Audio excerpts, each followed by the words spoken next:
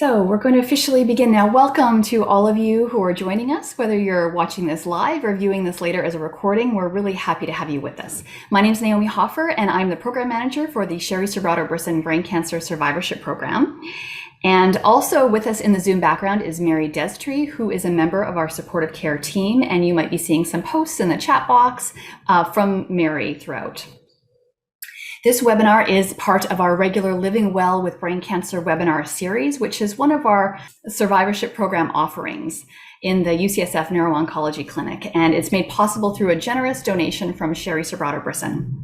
Our mission in our program is to enhance the wellness and quality of life of people living with brain tumors through programs that support emotional, cognitive, and physical health.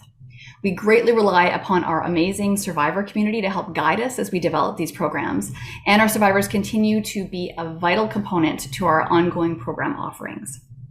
So as we learn from our survivor community, one thing that comes up again and again is the importance of giving oneself a break from all the self-criticism that can easily accompany the brain cancer journey. As most of you know, brain cancer can completely shatter your world. And when you're trying to get a sense of control back over your life, then it's easy to fall prey to feeling like you're failing when you just don't have control over what you desperately want to have control over.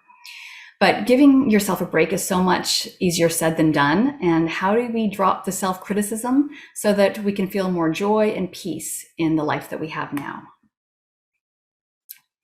So we are fortunate to have some expert guidance here today to help us through this process. Beginning with a grounding meditation, Judy Long will then offer us an overview of self-compassion and why it's so important to our quality of life. She'll then guide us through some simple yet powerful evidence-based self-compassion practices. Please have a pencil and paper beside you so that you can jot down some of your ideas and responses as we do this. After hearing from Judy, we are then fortunate to be able to hear directly from one of our incredible survivors. Dace Hines will share a bit of his experience through his journey and what he found most helpful to him. We will hopefully have some time at the end for your questions, and you can submit those, as I said, using the Q&A box. And finally, you will have a chance to meet one another face-to-face in our unrecorded after the show segment, where we deepen the learning even more and sometimes have really profound conversations. Should you choose to stay, we ask that you please plan to turn on your video for this portion. So it is my absolute pleasure to introduce our key presenter for this evening's webinar and our resident self-compassion expert, Judy Long. Judy is a palliative care chaplain and educator who provides interfaith spiritual care within UCSF's symptom management service. Judy is a certified senior teacher of compassion cultivation training through the Compassion Institute and through C-CARE, which stands for the Center for Compassion and Altruism Research and Education at Stanford Medical School. She is also a trained teacher of mindful self-compassion and mindfulness-based emotional balance through the Center for Mindfulness at UC San Diego. She also trains clinicians and caregivers in compassion and resilience, and she has taught at the University of Massachusetts Medical Center's mindfulness-based stress reduction program. So Judy, on behalf of all of us here, I want to thank you so much for being here with us today and offering your time and expertise on this important topic. And I'm now going to turn it over to you. Hey, well, Naomi, thank you so much for that very generous introduction, and welcome everyone to this evening's program. I'm going to pretend that I can see you. I realize I can't because this is a webinar, but those of you who have taken sessions with me before, and some of you have, perhaps, you'll know that I'm more accustomed to being able to see your faces and ask you questions. And I'm actually going to ask you to do some practices just as though I could see you. So I want to thank you, Naomi, for asking people to have a pencil or a pen and paper handy. You don't need to write much. I might ask you to write down a word or two once in a while, but let's talk for a moment. Well, no, wait, let's arrive. Let's have a bit of a grounding, meditative moment to just settle our minds to be here. So if you would please just make yourselves really comfortable on the chair that you're sitting on, or if you're standing up on your own 2 feet on the floor, or if you're lying down on the bed that you're lying on or the couch.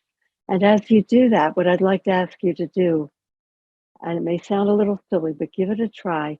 I'd like you to notice the physical sensation of the support of whatever is beneath you. Just see if you can sustain your attention there for a second. How does it feel to feel the support of the chair, the bottom of the chair beneath my sit bones? Or if I'm lying down, how does it feel to notice the support of the mattress or the cushions or the couch beneath my back, beneath my head? Or if you're standing, you can still do this. How does it feel to notice the support of the floor beneath my feet? Now, you may wonder, why am I asking you to do that?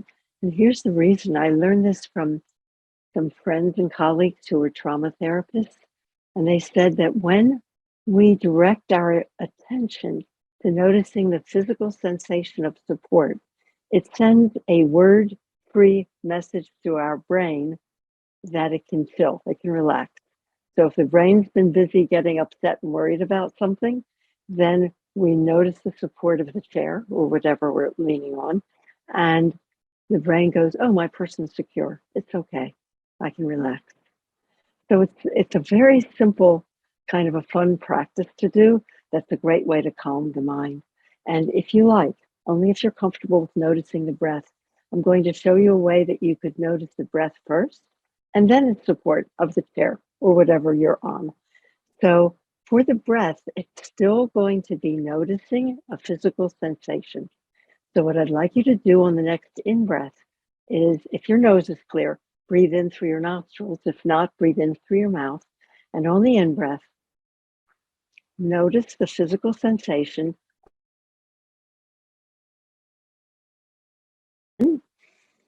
Notice how it feels. Let the out-breath take care of itself. Drop your attention into your body and notice the sensation of the support of the chair or whatever you're on. So that's the whole thing. It's got two parts. I like the first part because when I'm paying attention to noticing how the breath feels when it's entering my body, that's the only thing I'm doing right then. I'm not distracted by all the other things I'm worrying about. I kind of push them aside, and I've come right back to noticing the breath as it enters my nostrils or my throat. And it kind of clears my mind when I do that, which I really like. So I do that first, and then I drop my attention into my body, notice the sensation of the support of the chair. So we'll do that one more time. We'll come back to that later after class. But I love these grounding practices that allow us to be able to notice, oh, I kind of feel stressed right now. What do I do? And it's something we can do. So I like it for that reason. So we'll do it one more time. So on the next in-breath, please breathe in. Notice the sensation of how it feels to breathe air in through your nostrils or your throat. Breathe in, go. And then during the out breath, just drop your attention into your body. Notice the sensation of the support of the chair beneath you. The whole thing. If you find that kind of interesting and fun, I recommend practicing it. But right now, we're going to go on to our topic for tonight. So thank you for doing that with me. And our topic for tonight is a wonderful topic. I actually teach an 8-week class on it. So, we're just going to touch the surface of it, but it's such a cool topic. It's one of my favorites because I think it gives us a message we don't hear very often. And it has to do with bringing kindness and compassion to ourselves. What a concept, right? So it's a great idea, and not one that we learn routinely in kindergarten. I wish we did, but we're going to do something with it tonight. I'd like to spend maybe the next 10 minutes talking about that and giving you a practice that you can try out. And then the remaining time that we have, we're going to talk about another practice that has to do with self-compassion, which is how do we meet difficult emotions when they arise in a way that feels okay so we don't just get stuck in them. So those are the two things we'll do tonight. Like, we'll talk about, what do I mean by self-compassion? How do I practice it? And then the second one, how do emotions work? And just broad brushstrokes, right? How do emotions work? And what do I do if I notice I'm feeling a difficult emotion? So that's what we'll do. So get yourselves comfortable. Have your paper and pencil handy in a minute, not quite yet. And we'll start with this. Before I explain what I mean by self-compassion, I'd like to ask you a question. So again, I can't see you. I'm going to pretend that I can. So those of you that I can't see, that I'm imagining in front of me right now, I want to ask you, how many of you, and you can raise your hand even though I can't see it, raise your hand if you find it easier to be compassionate for someone else than for yourself. Does anyone feel that way? So think about that. And if that's true, raise your hand. And then, since I can't say I can see how many people raise their hands, I will share with you that from my experience, the majority of people that I teach, no matter where I'm teaching them or in what setting, I would say the very big majority says, of course I find it easier to be compassionate for other people other than myself. And then I generally will ask this question. I'll ask you to think about this for a moment. How come? Why do you think that's true for so many people? And for a moment, I'm going to be quiet for about 30 seconds. And while I'm being quiet, I'd like you to just jot down 1 or 2 or 3 words that you think, well, here's a reason I'd rather not be self-compassionate, because if I were blank, you can say what your reason is. So go ahead and do that for a minute. I'm watching my clock, about 20 more seconds.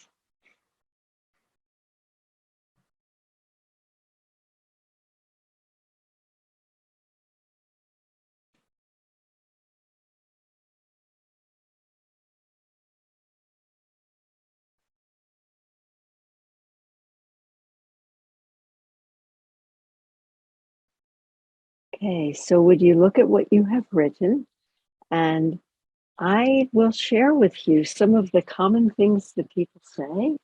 And actually, the things I'm going to share with you are not only things that people commonly say, but they're things that have been studied in research studies. And it shows that most people will say these kinds of things. They'll say, I find it hard to be compassionate for myself because it would be selfish. I think that would be selfish, or other people would think it was being selfish. Another reason is, oh gosh, if I were compassionate for myself, I'd be letting myself off the hook. I'd be too kind to myself, and then I wouldn't be living up to my highest expectations. So I'm just sharing these, not that you should be any of these things, but I'm just curious. And I'm asking you to be curious. Gosh, do any of those resonate with you? Maybe you feel like it's condoning behavior that you feel like isn't too good. Maybe you think that that's a reason not to be self-compassionate. So there are lots of reasons, and they commonly fall into those categories. So why would I ask you to consider that? It's because we're talking about self-compassion, and I'm wondering what makes it hard for people to be compassionate for themselves. And they're the kinds of reasons that I just mentioned. Oh, it might mean I was selfish. It might mean that I'm condoning bad behavior. It might mean that I'm not living up to high enough standards. Now, what's been found in the research is that when we give ourselves a kind message rather than a critical one, that we actually are able to improve more. So that kind of dispels that myth. But let's go on to just this idea of self-compassion. And before I even start that, I'd like to come back to this idea that Naomi mentioned when just before she introduced me. She talked about the common experience of having a self-critical voice. What's the matter with me? Why am I not doing this perfectly? And I think the self-critical voice is fairly commonly held by many people, whether they are living with a serious illness or not. So it's pretty common. And many of us would say, well, how come? Where did that come from? And there's some speculation, I guess I'd call it, or idea that doesn't always, but it might come from a tone of voice we might have picked up from the adults in our lives when we were children, even if they were very kind adults. Sometimes just to keep us safe, they had to have a strong voice to keep us away from danger, like, don't touch the hot stove.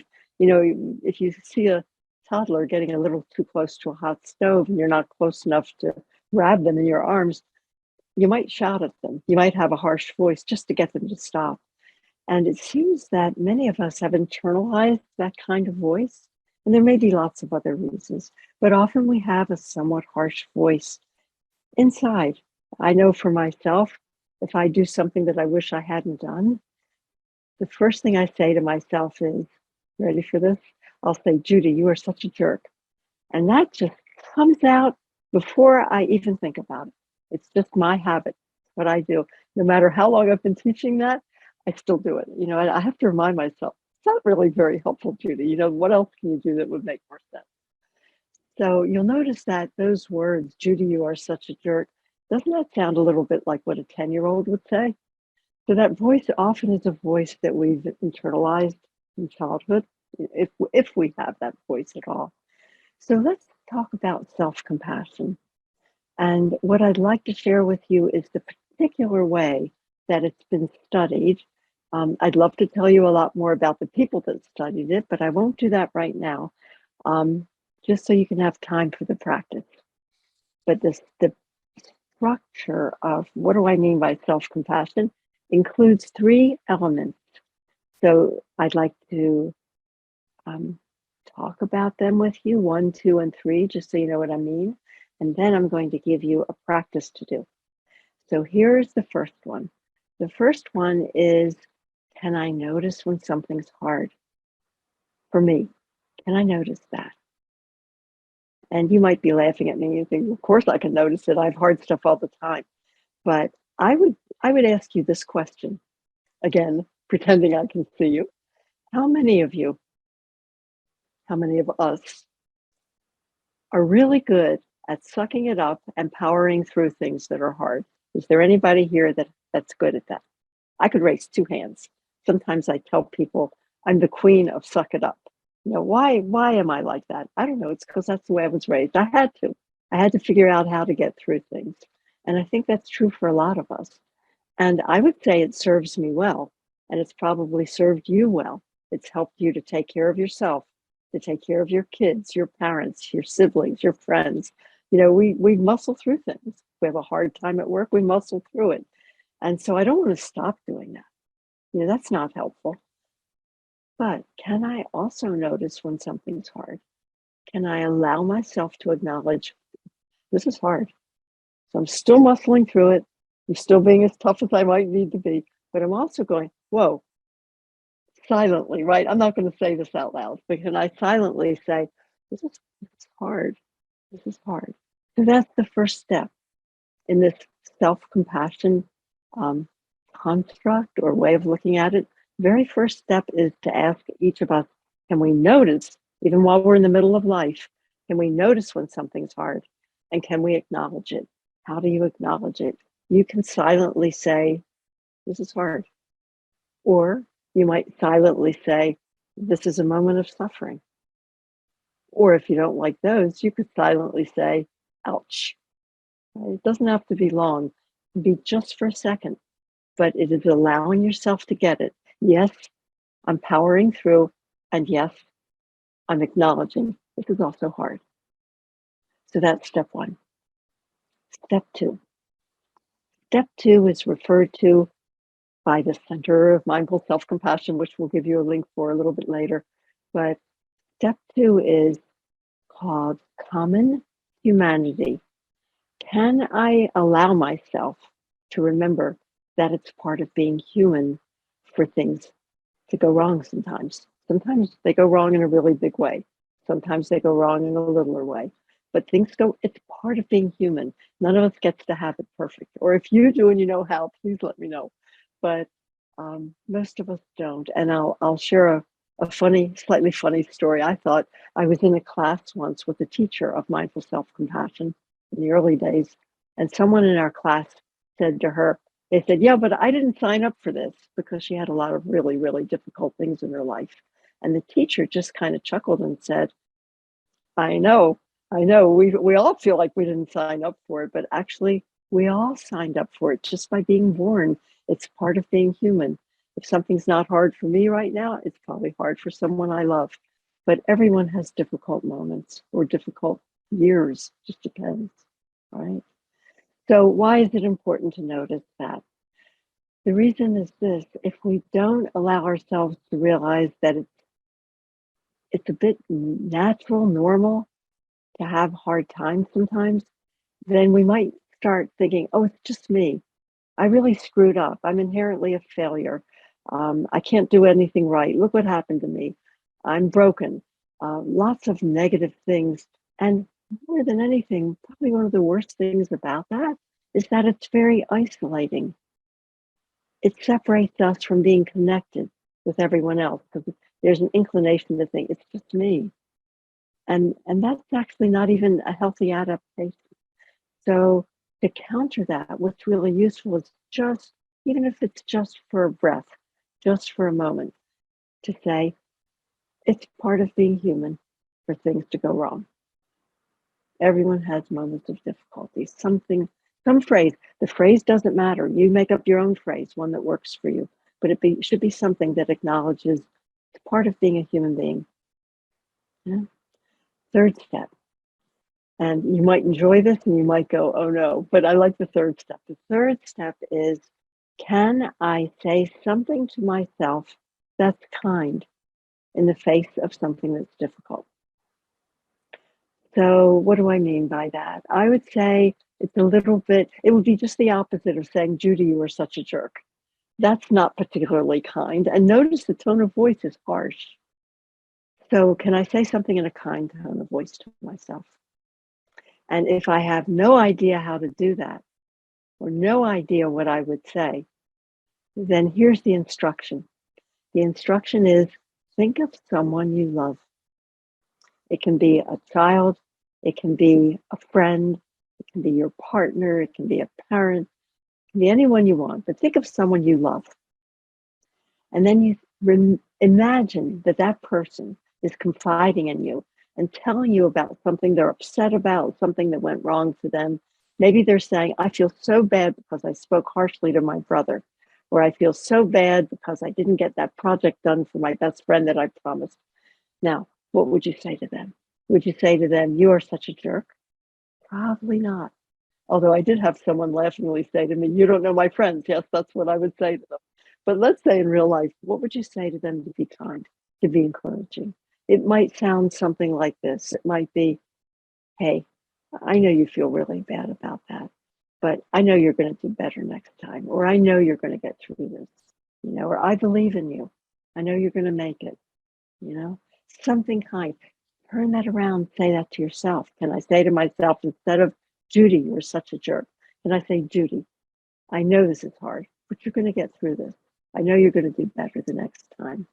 And some people like to think of that as a kind message. Some others prefer to say a self-mentoring message.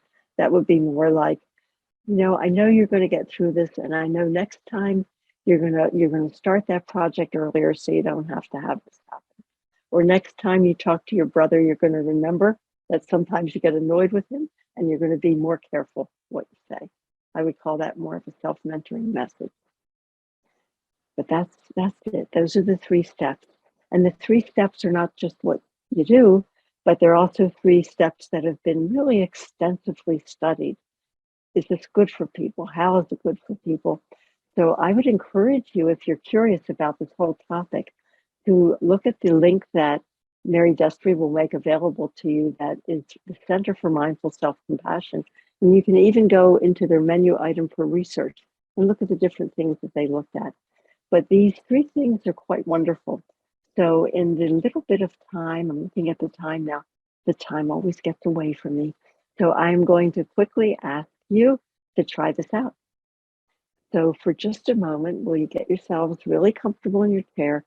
Think of something that happened in the last day, 2 days, 3 days, where you felt like things didn't go the way you wanted. You didn't do things as well, as perfectly as you wish you had.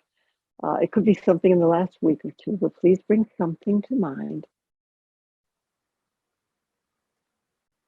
And once you've got that, I want you to imagine that you are in this experience right now.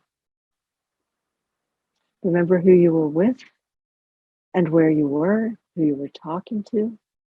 And now see if you can say to yourself, this is hard, right? You're not going to say it out loud, but just imagine that you're in the middle of this circumstance. Can you say something to acknowledge this is hard, or out, or whatever suits you? And then can you do the second thing? And you say, hey, it's part of being human. I know everybody has things that are hard. And then the third one, can you give yourself a message that's kind or self-mentoring? Try it right now. See if you can come up with something.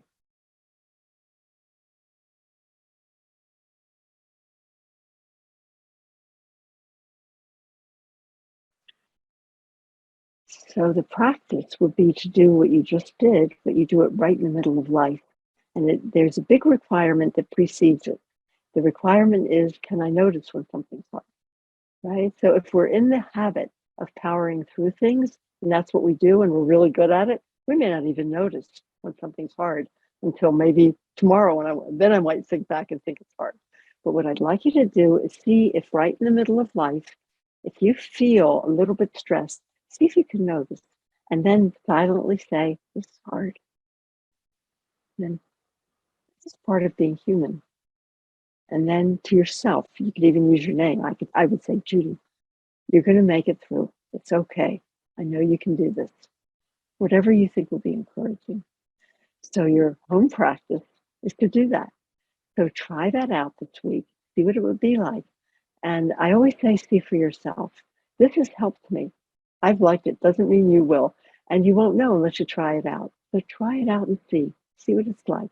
And I would say try it a couple of times and see what it's like for you. So that's the entire first practice that I wanted to give to you. By the way, in the Center for Mindful Self-Compassion, one of the founders of that names that practice a self-compassion break. So instead of a coffee break, you take a self-compassion break. So try it out, enjoy it. I hope you find it useful and I hope you like it. So I'm going to go to topic number 2, a little bit of a squeeze, but I think it's an important one that I'd love to share with you. And it's, how do we meet difficult emotions? What a question, huh? Do any of us have difficult emotions? And I'm laughing because I can't see your faces, but of course we do. You bet we do. Every one of us does. We're human, right? We don't get to have things perfect all the time. So give me a moment to take a sip of my imperfect tea. And to introduce this topic, what I'd like to do is give you a few facts to take home, if you will. You can jot these down if you want, you don't have to. But they have to do with emotions and how they work. And please know there are whole volumes written on this. I don't pretend to be an emotion scientist, but I think a couple of these facts are very useful to know. So one of them is that emotions have a shelf life. When scientists study emotions, they don't last very long unless we get stuck in them, unless we keep telling ourselves the same story over and over. But if we don't do that, they don't last super long, even if we want them to. Even if we're having our favorite emotion and we want it to last forever, doesn't do it. Lasts for a short time, goes away. Second fact, I'm gonna give you 3 or 4 facts. The second fact, emotions come in waves. So they start small. You can see my hand. They get stronger, they come up to a peak, and then they go down again, they recede. So emotions start small, they get stronger, they get strongest, they get a little weaker, they get a little weaker, they go away.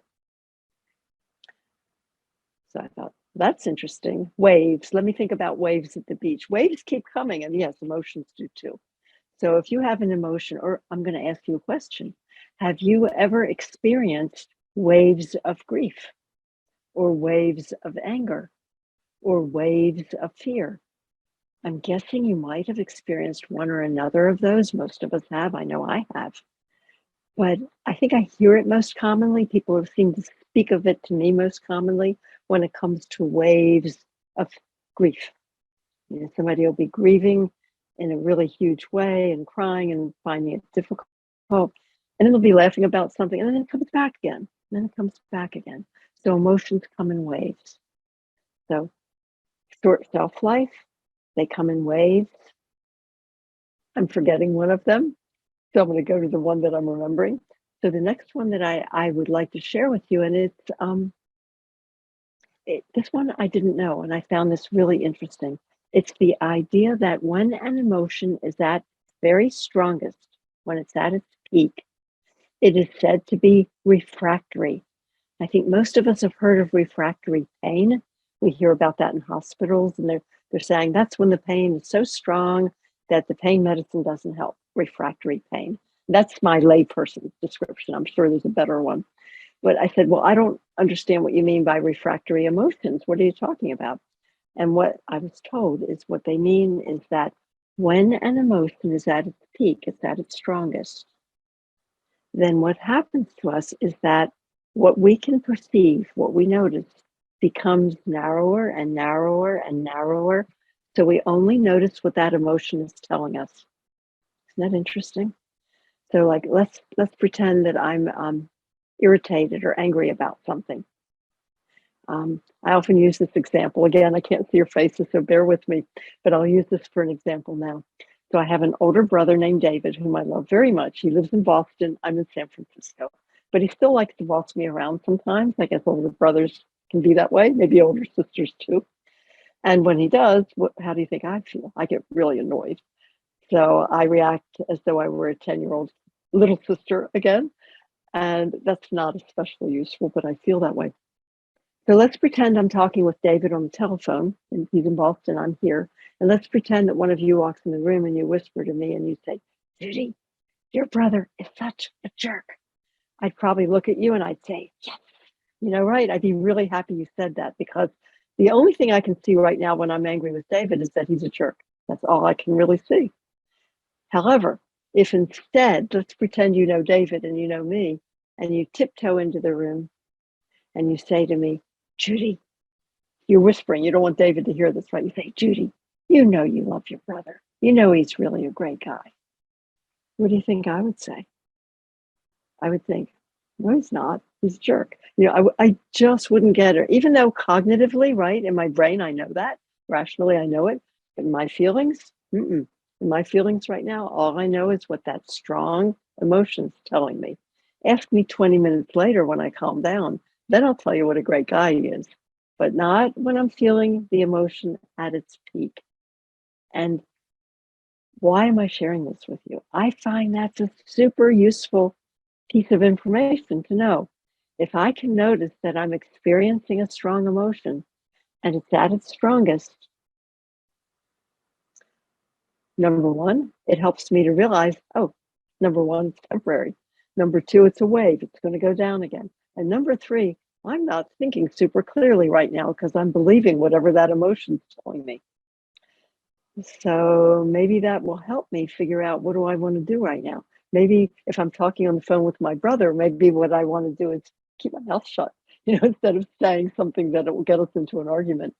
And yet, if it's about a topic we need to talk about, I might say, hey, I'd love to talk with you about this. Maybe not right now. Can we talk about this later? Or something that will buy me a little time, so I'm not trying to talk about it when I'm feeling a refractory emotion, if you will. So that's why I like knowing about that one. So what do we do with these strong emotions? I'm going to name three emotions that are often thought of as difficult emotions. One of them is anger, one of them is fear, and one of them is grief or sadness. They usually say for the primary color, sadness, anger, and fear. And each one of them has many flavors. So for example, anger has as one of its flavors irritation. Anger has as one of its flavors rage, fury. So, you can go on either side of the simple word anger and find many, many flavors of it. If you went to the word fear, if you wanted to go to one of the less fearful experiences, you might say nervousness. That's a flavor of fear. If you wanted to go to one of the more extreme ones, you might say anxiety. That's a flavor of fear of the future. So, and there are many other flavors. So for any emotion, you can think of lots of flavors. And for grief or sadness, you might have feeling a little bit blue, or you might have raw grief on the other side of it. And again, many flavors of each of these. So the way the practice works is this, and I'll talk about it first, and then I'll walk you through it. So let me clear my throat a minute. I'll mute myself. Not sure it worked that well, but it's a good try. So come back to the same thing that we talked about a few moments ago. The important thing is to be able to notice that we're experiencing a difficult emotion. And I say that very carefully, knowing or guessing that most of us are really good at muscling through things. So again, it comes back to, can I even notice what's going on here? Can I go, oh, this is grief? Or, oh, this is frustration, another flavor of anger. Or, oh, this is irritation. Can I notice it first? Right? So if I notice, I can choose. If I don't notice, I'm down the rabbit hole. Then I'm just on automatic pilot doing all the things that I've done by habit all my life. But if I want to have a little bit of control, I want to be able to kind of do things my way, not by the way of my lifetime habits, then I need to notice it first. Let me notice what the heck is going on here. So I'll give you a chance to practice in a moment, but just to tell you how it works, the idea would be, can I notice when I'm having a difficult emotion? And can I name it in a particular tone of voice? The tone of voice needs to be kind of interested and curious, or as one person liked to say, an unemotional voice. So I say that and it makes me smile because I will out myself as someone who does not like to be angry. Doesn't mean I don't get angry. I do all the time, but I don't like it. I don't like to be angry. So if someone makes me angry, like my brother or like my husband, then I will not only be angry about what I'm angry about, but I'll also be angry that I'm angry. So I could have a tone of voice that went, oh, I'm so angry that I'm angry. I could, but that voice won't help me. That voice doesn't help me find my way into a little bit of balance. The tone of voice matters. So the tone of voice needs to be something like this. Oh, I get it. This is anger. You hear how that is? So basically that's what I'm saying. I get it. It's not making the emotion go away. It's not suppressing it. I'm still feeling it, but I'm allowing myself to notice what it is. Oh, that was the fourth fact that I left out. As humans, we are capable of experiencing a strong emotion. And even while we're experiencing it, we can notice what it is that is happening. Something humans can do. My little dog, Billy, isn't so good at that. If he's angry, it's, that's all he does. I don't think he notices he's angry. He's busy being angry. And most of the time, that's how I am. But I can notice it if I wish to. So in this case, the instruction would be, if I'm experiencing a strong emotion, a strong negative emotion or a difficult one, can I notice it and can I name it in a voice that is neutral or curious, but ultimately a voice that's saying, oh, I get it. I can see what the heck is happening here. And when I do that, that buys me just a little bit of space. The psychologists have an expression for this that I quite like, even though it's multi-syllable words, but I like them. It gives me, or it buys me, cognitive perspective. It means at least I can tell what the heck is going on right now. And that's a good thing. I find that very useful. So let's say if I'm really frustrated or really angry, if I go, oh, this is frustration, then that gives me a couple seconds to get it and to decide what I want to do next. And what I do next might be nothing. What I do next might be, I'm going to ground myself. Or what I do next might be take a deep breath or take a break or excuse myself. For example, say to my brother on the phone, Dave, great, really want to talk about this. Probably not right now. Probably wouldn't be a good time for me. Can we talk later? But we could do that in person too, right? It doesn't have to be on the phone. But at least I've got a choice. I only have a choice if I notice what's happening. Then I get a choice. I really like that. So that's step one. Watch the time. Yep. So I'll tell you what the next few steps are.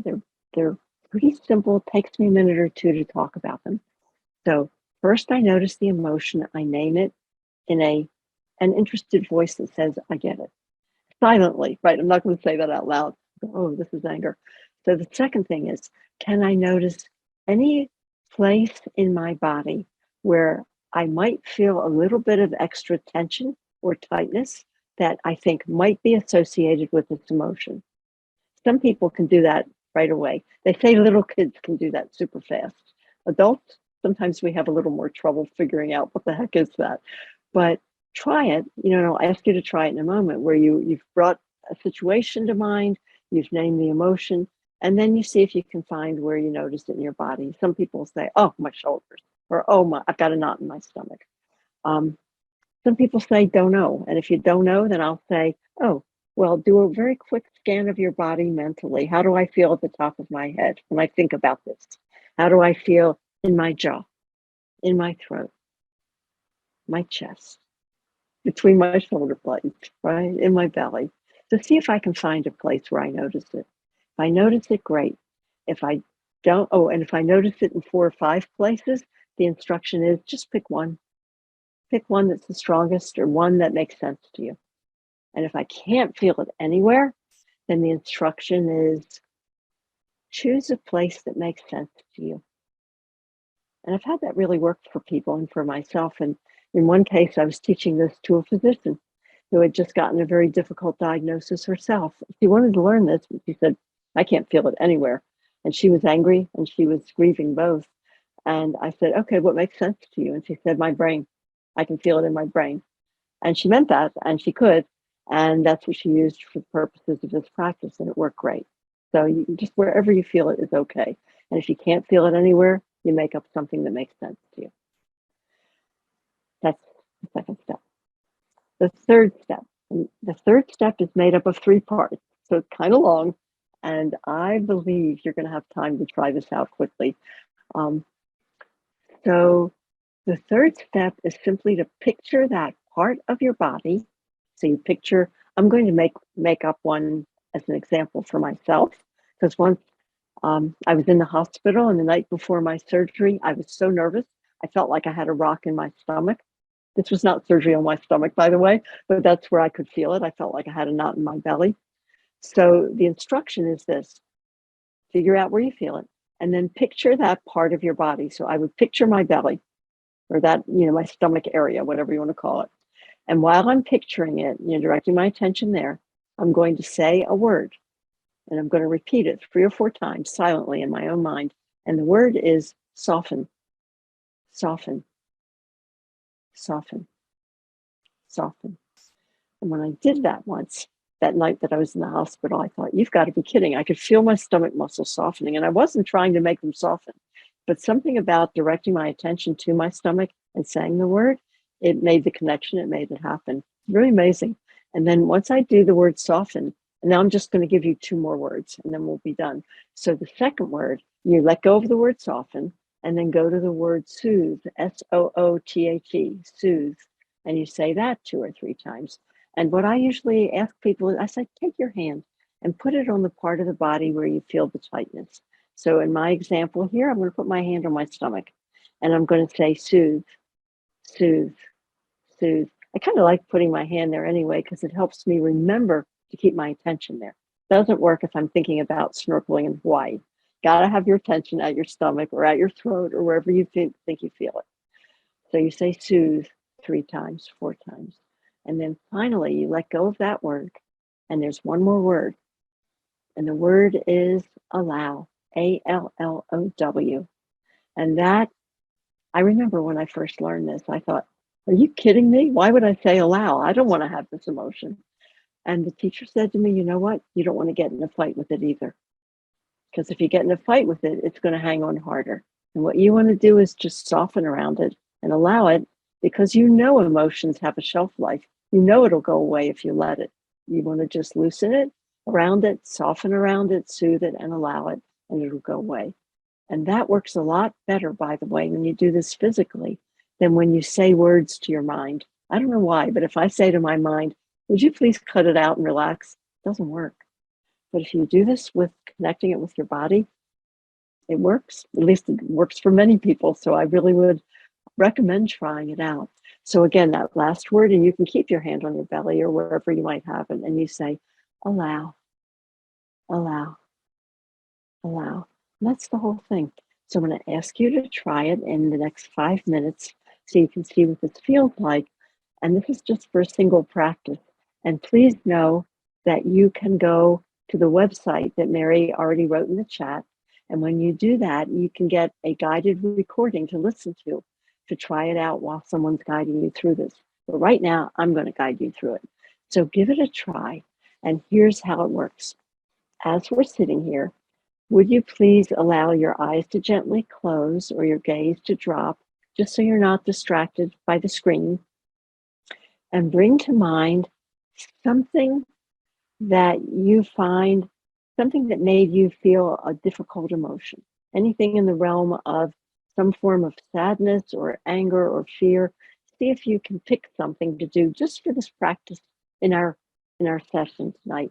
And when you do, by the way, I'd like you to pick something on a scale of 1 to 10, where 10 is the very strongest difficult emotion you can imagine.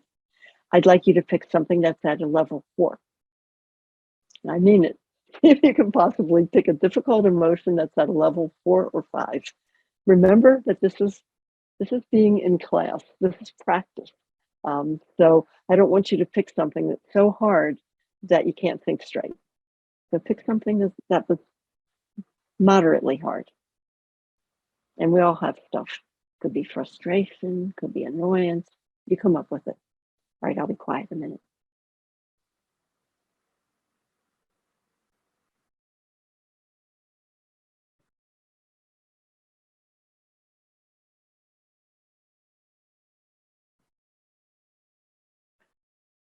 Okay, so now see if you can silently name it in your own mind, in that curious, interested voice.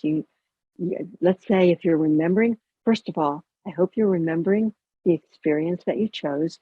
So let me back up a minute and say, please try to remember it more fully. Where were you? What could you, in your imagination, what can you remember seeing in front of your eyes? Who were you with? What was going on in the room that made you feel that way? And see if you can bring all that to mind to kind of strengthen your memory of that emotion. And while you're remembering it, now see if you can name it in a curious, interested voice silently that says, oh, this is frustration, or oh, this is grief, whatever it might be. So try that.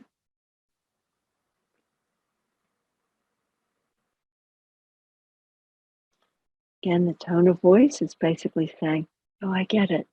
Oh, this is grief. Just try it. And now, see if you can notice where you might feel a little bit of associated tightness or tension in your body that might have to do with that emotion that you're remembering. The same way I felt a knot in my belly. Do you feel any tightness in your throat or in your jaw, or maybe in your eyebrows, in the back of your head or on the top of your head, your skull? How about your shoulders? How about your chest, your heart area, or your back between your shoulder blades?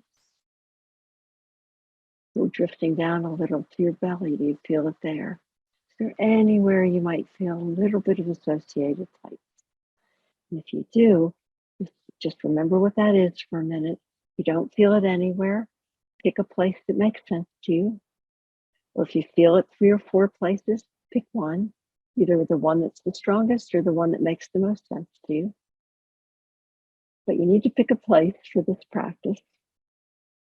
And once you select that location in your body, I want you to imagine that part of your body. Imagine your chest, or imagine your belly. Or if it helps, and especially this first time around, it might be a good idea, take your hand now and put your hand on the part of your body that you've just identified. So you can put your hand on your belly, on your jaw, or on your head. Or I had someone once doing this because it was their shoulder blades. So go ahead and put your hand there. And while your hand is there, it will remind you that you're going to imagine the area right beneath your hand.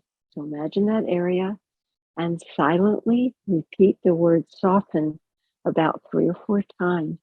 Just say soften, soften, soften, soften. You don't have to try to do anything. Just say the word while you imagine that part of your body. Now, keep your attention there. Keep remembering or to notice the area just beneath your hand and let go of the word soften and say the word soothe, soothe, soothe, soothe. Now let that word go and go to your last word, which is allow.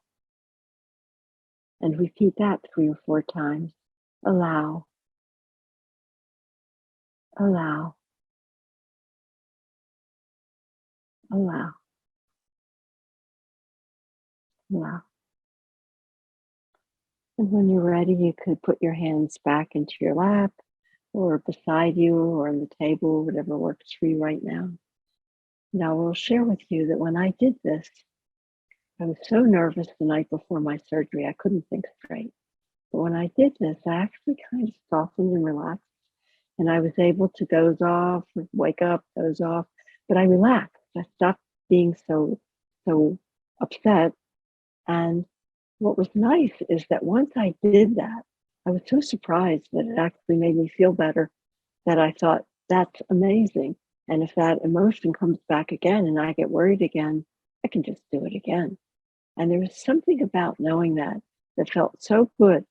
Just helped me know I can get through this. It's going to be okay. So I would say play around with it, see how you like it. Certainly, if it makes you curious, try it out, maybe with guidance on that website that Mary will send you away. And we're just about out of time for me to be talking. And I want to thank each and every one of you for being here this evening and for inviting me to be here with you. I've really enjoyed it. I've enjoyed imagining I could see you. So thank you so very much. And I wish you well with your practice. And I'll say to you the same thing that I say to my classes. I say, may the goodness that arises through our practice be for the good of all beings everywhere, including ourselves. So thanks, everybody. Mm. Thank you so much, Judy. That was lovely, beautiful, and really powerful. So I appreciate you so much. And we're going to invite Judy to come back again for the questions and answer period, as well as for the after the show. We're going to be able to have more of Judy guide us through some additional practices in our after the show. So I invite you to stay along and join us then. But I'm really, really excited now to invite one of our survivors on screen to help us understand this from a more personal perspective. Dace Hines is someone that I am so fortunate to have met and to now know. He's a peer volunteer in our Thrivers program and an advisor for our patient education sheet review committee and a peer co-facilitator for our newly launched young adult support group. Dace, I want to invite you to turn your video on now, and thank you so much for being here and offering your wisdom yet again to help us understand this concept from a survivor's perspective. So thank you very much for being here. So I'd like to start off, if I could, by asking you, Dace, to please share with us a little bit, maybe briefly, about your background and through your journey through brain cancer, and specifically perhaps addressing some of the most difficult, challenging times in the aspect of your treatment and recovery. Yeah, sure. Thank you, Naomi. It's an honor to be here. And thank you, Judy, for the wonderful presentation. I took a lot of that to heart, and it was great to be able to practice that with you, even though you couldn't see our faces. I hoping everyone else was doing it. I know certainly was.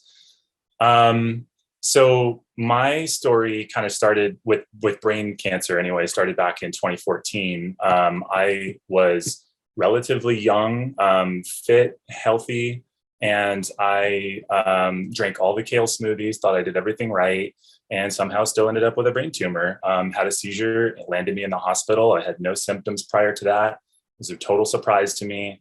And going through that experience, it happened so fast that I didn't feel like I really had time to prepare for it or think of it or like really process it. I mean, how can you? It happens so fast.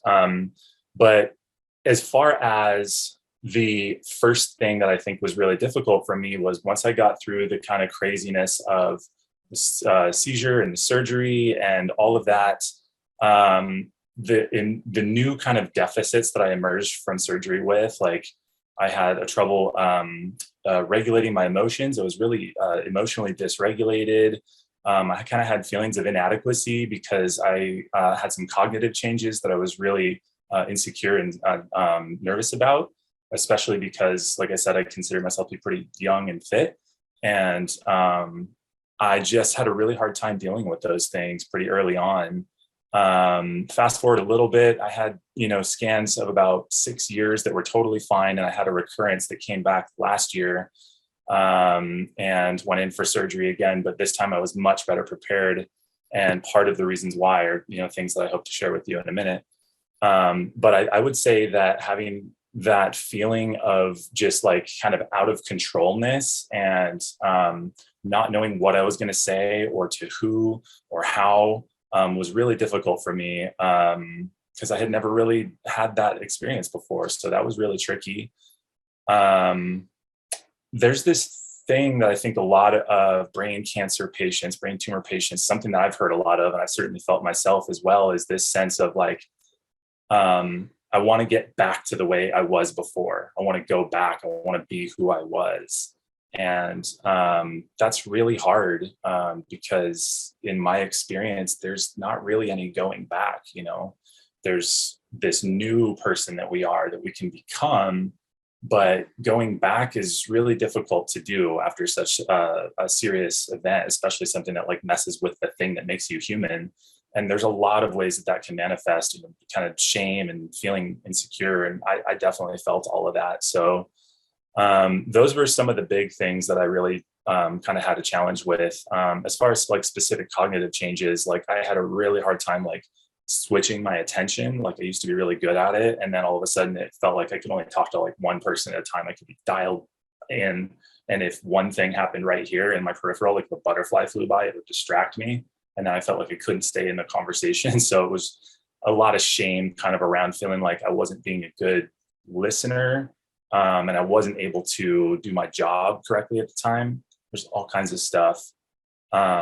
So those were some things that were really challenging. And I could say more about that, but I might just leave it at that for now. Yeah, thank you so much, Dace. So yeah, I'm hearing that there was that kind of critical voice that you had, shame, wanting to get back to where you were before. Can you talk a little bit more about that? Like how that was kind of impacting you, your own self-critical voice?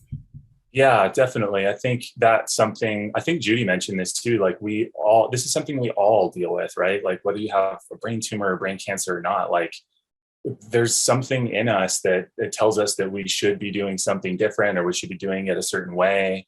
And that's just exacerbated by, the stuff that we have to go through. And, the thing that makes you human is opened up and touched and then, cut. It's like, there's so many weird things that happen that we don't have any way to explain. And in my experience, when I don't have some way to explain something that makes sense, I feel really kind of just insecure. Like I should be able to explain this, but I can't. Like I remember one thing that I felt a lot was like after my first tumor, my first surgery, was this sense that like, I want to tell you what this is like, and I cannot find the words. It's impossible for me to explain what this is like for you. And that's just a really like kind of isolating place to be. And when you're feeling really isolated, that inner voice gets a lot louder, because there's no one else there to regulate you if you haven't developed it yourself. Yeah, thank you so much. You describe it so well. And so now to kind of move forward a little bit into kind of hearing what have been some of the strategies or tools or resources that you have found really helpful to help kind of counter that self-criticism and that critical voice. Yeah, I think it's funny. This is the first time that I've heard Judy speak, and I really appreciated some of the insight that she offered around acknowledging and kind of just like naming the thing when it comes up that this is hard. I really like that. That's a tool that I have learned in a different context. And I think that that's so important. It's so easy to be caught on autopilot, when things are not going well, or, you're feeling emotional and you just, want to, something happens, you say something to somebody or you say it to yourself, and then you just instantly like beat yourself up for it. But being able to say like, hold on, like this is actually just really hard, and taking a moment to acknowledge it, I think is really important. And another thing that Judy said was to give yourself, the way I kind of see it is like almost like a little personal pep talk, like it's okay, like you can do this, you're good. It sounds really funny, and it's not something that I think that a lot of us are taught, but it's really helpful to just talk to ourselves the same way that we would talk to someone else who was struggling. That's something that I feel like I learned that was really helpful as well, is to just give myself some grace and some compassion. Like, we're all human, we're doing the absolute best that we can, and that includes us. So why don't we treat ourselves that way? That's certainly one thing. I really liked what Judy said about locating the emotion, like where is it in your body? I think that's a really useful technique, because a lot of times we can get really trapped up in our head about what, did I say the right thing? Did I say the wrong thing? Did I say it at the wrong time? Like, I didn't mean to say that.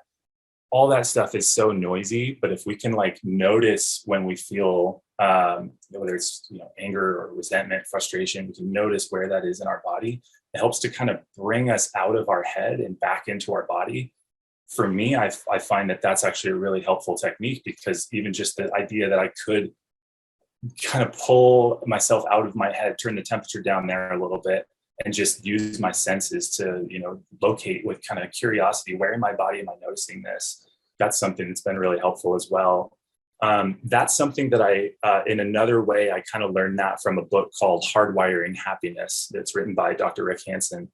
I think Mary might be able to drop a link in the chat to that. That was a really transformative book for me, because it really helped me to also not only locate where emotions are happening in my body, but also how to kind of really develop a practice of looking for things that are good instead of always looking for things that are negative. We have this hardwired, I think it's a cognitive bias, and I think it's just a negativity bias. We're looking for things to go wrong once things start to go wrong. So once we attach to those, we will find more things that go wrong. You stub your toe, and then you complain about that. Before you know it, you drop your laundry, and then you knocked over a glass of water, or someone cut you off in traffic. But we don't tend to notice the times where everything goes really right. Like right now, for example, I'm sitting in this room, and it was hot earlier, but it started to cool down a little bit. The window's open. I can hear the trees rustling outside. Like, these moments of presence where you can start to look around and take in the good things that are happening, I find is really helpful for developing a kind of baseline for when things do get hard. I'm less likely to react, because I am starting to train my brain to look for good things. That's one that I think has been really helpful. One other thing I'll offer is, Judy talked about, the different emotions, anger, fear, and sadness, and all this. And one thing I wanted to kind of add to that was and I mentioned this a couple of times, the feeling of shame, I think, that so often can come with our brains being changed, and how that, makes us different as human beings. And that word should seems to just pop up everywhere. And I would like to offer that if we can change that word should into something else, maybe something a little bit more productive, like recognizing that I would like for this to be different, even just using that word, that reframing can be really helpful. Like, I should have gone to the gym can become like, I would like to go to the gym. And then changing, but we always so for example, like, I should have gone to the gym, but I didn't. Changing that into like, I would like to go to the gym and I still can. There's like a way out of that feeling of shame that feels like a trap. So that's another thing I think I'd offer. Maybe the last thing on that is also, Judy, I didn't know that she was going to do this. This is the first time that I've listened to her speak, and I really appreciated the exercise at the end there with I think it was soften, soothe, and allow. That's very similar to a technique that there's parallels between that and a technique that is popular kind of in the idea of reparenting, which is, being the parent that we kind of needed to have in the moment when we're experiencing hard things. We can be that person for ourselves. And so that locating the emotion, softening it, soothing it, allowing it is really similar to the idea of like a mom or, a dad going like, it's okay, honey, like you put your hand on your heart and just, it's okay. You're doing the best that you can, like you're going to get through this. Like that's a really powerful exercise. And it's something that I don't see people do very much in public, but I kind of wish it did more because it's so powerful. Yeah, those are really, really great. Yeah, and I love that. It's kind of like you're kind of telling yourself you've got your back, by that reparenting technique, and also kind of what Judy was saying with like how you say it, your tone of voice, and then saying it to yourself like you would with a child or your best friend or so. Yeah. I love that. Thank you so much, Dace. Those are really great tools and strategies. And I guess just one more question in terms of, what might you say to someone else who is just kind of in the thick of it right now, maybe in, kind of a dark place of just really heavy feelings, all that shame right now? I know you've offered a lot of great resources, but is there kind of something else you can just leave our audience with in terms of what you would recommend to help them in their own development of self-compassion? Yeah, I think so. I think, one thing, just to call back again, another thing that I heard Judy mention is so oftentimes we tend to talk to ourselves very differently than we would talk to other people. And that's what this is all about, right? It's like having some self-compassion for the way that we show up, whether it's to ourselves or others. Remembering that, I think, is really important. Like this is something that a lot of us deal with. And, whether you have brain cancer or brain tumors or not, just remembering that like this is a thing that we all struggle with. It kind of unites us in the human kind of experience. Is like it's just hard. We oftentimes talk to ourselves and other people's in ways that we would not like to. Just to have a little bit of compassion for yourself and grace around that. I think the last thing I might leave everyone with is to really. I don't know about you, but for me, I think one of my biggest challenges is to constantly overcome, and I've gotten better about this, but in the beginning, and it pops up every now and then, is this feeling that I am broken. I'm a broken human being. The thing that makes me human doesn't work the way it's supposed to. And that manifests in lots of very strange ways, whether it's in conversations or it's in physical impairments or cognitive changes. And I think what I might offer everyone is consider if you feel that way as well. I'm not saying that you do, but for the premise of this, consider that you are not broken, but that you have actually had a bit of an upgrade. You have been able to go places in identity and consciousness that the vast majority of human beings will never get to experience. And you might notice that sounds a little hopeful, and it's because of, I think, that practice of constantly tuning my antenna to take in the good and reframe things.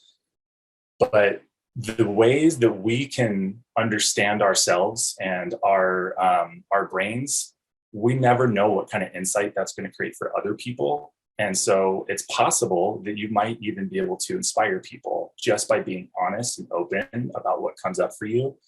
And we can share these techniques that we've learned. We can share our experiences. It's been my experience that like having a brain tumor, this is going to be a strange time to say this, has been one of the best things that's ever happened to me. It's a really weird thing to say. And I know that not everyone feels that way all the time or ever. But I can say that it is possible to feel that way. And I can tell you it's possible to feel that way after, years of feeling broken and insecure and shameful. So just have some grace with yourself, some patience, and hold on to hope. That's beautiful. Thank you so much, Dace. I guess now we're going to open it up to your questions. And Judy, I'm going to invite you to come back too. We have maybe 5 minutes for some questions. And I see that there's one in the Q&A, and please submit if you have any others. But a question about how did you deal with the recurrence of your cancer? And Dace, I'm going to put this one to you. This is for you. Yeah, this one feels relevant to me. Yeah. Really good question. And it's a big topic. And I'll be honest with you, my recurrence really surprised me. I was shocked to find that it had returned, because after 6 years-ish of clean scans, to then have something come back and show that there was a little activity, that's one thing. But then when they actually recommended the surgery, I kind of realized that I had been living in this story of the brain cancer or the brain tumor is behind me. It's a thing that happened to me in the past, and I'm past that. I want to move forward. And so the recurrence, when it came back, I went through all the roller coaster of emotions that you can imagine. If you can think of this, the fear of it, I've been there.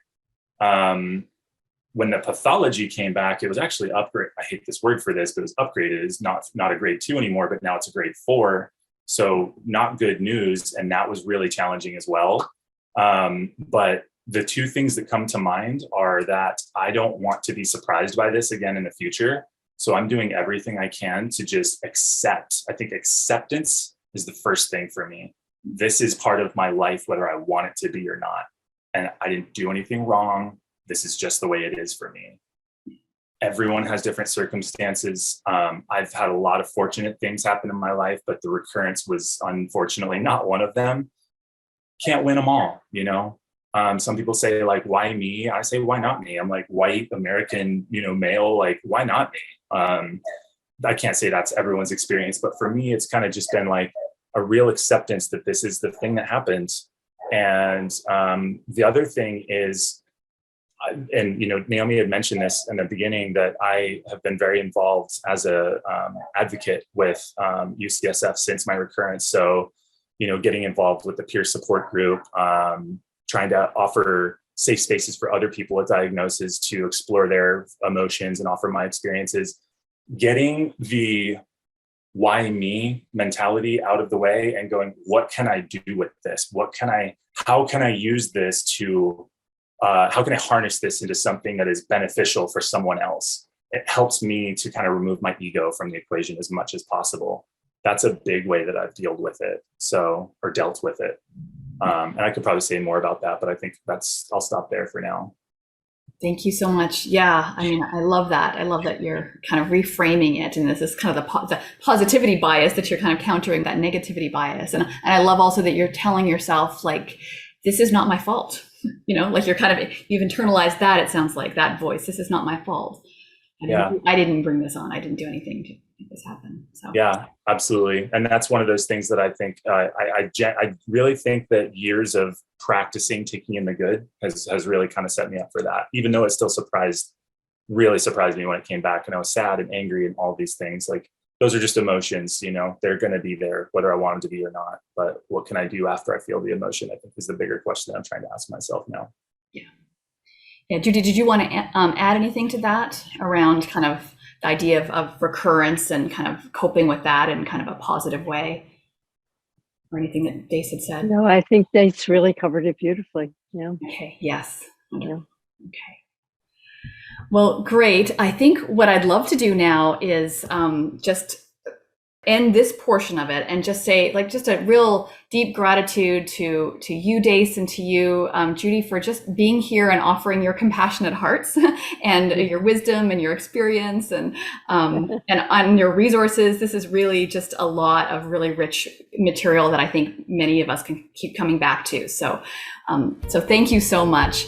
For those of you who are leaving us now, I want to thank you so much for spending this hour and a half with us, and we hope to see you again at a future event.